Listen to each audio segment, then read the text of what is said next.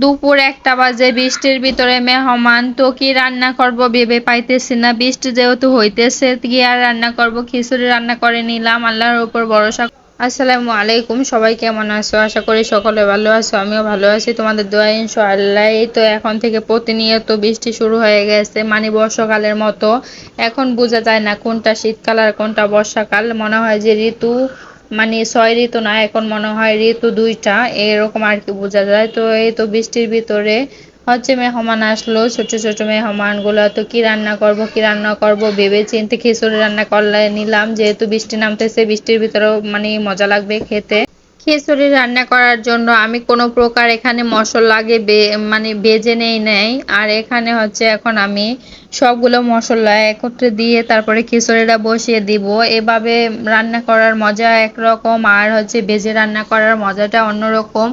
তো আমি এখানে সবগুলা গরম মশলা দিয়ে দিলাম, তারপরে লবণ, হলুদের গুঁড়া, হালকা একটু মরিচের গুঁড়া দিয়ে দিব, তারপরে পেঁয়াজ, মানে যা যা মশলা লাগে সবগুলো মশলা দিয়ে তারপরে বসিয়ে দেব খিচুড়িটা।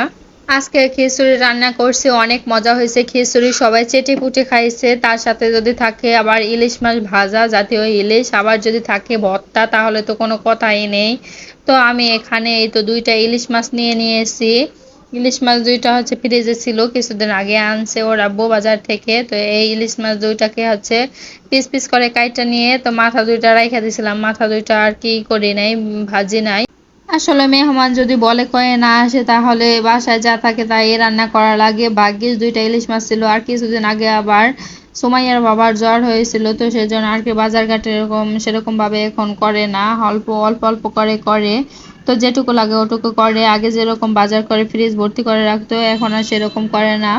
তো এই তো আমি এখানে মশলা মাখিয়ে নিয়েছিলাম, এখন মাছটাকে ফ্রাই করে নিব।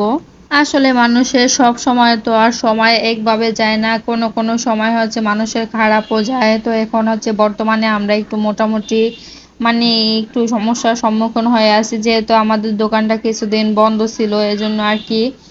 তো সবাই দোয়া করবেন ঠিকঠাক মতো যে আবার সবকিছু ঠিক হয়ে যায়।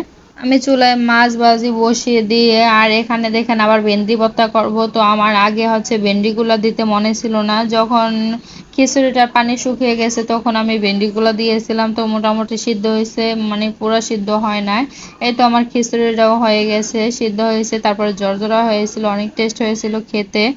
আর আমি এখানে ভর্তা করে নিয়েছিলাম ভেন্ডি ভর্তা, আর করেছিলাম মাছ ভর্তা। তো ভিডিওটা আপলোড দিলাম, সবাই একটু দেখে শুনে তারপরে কমেন্ট করবেন। আর সবাই ভালো থাকবেন, সুস্থ থাকবেন। আজকের মতো এখানেই শেষ করছি, আল্লাহ হাফেজ।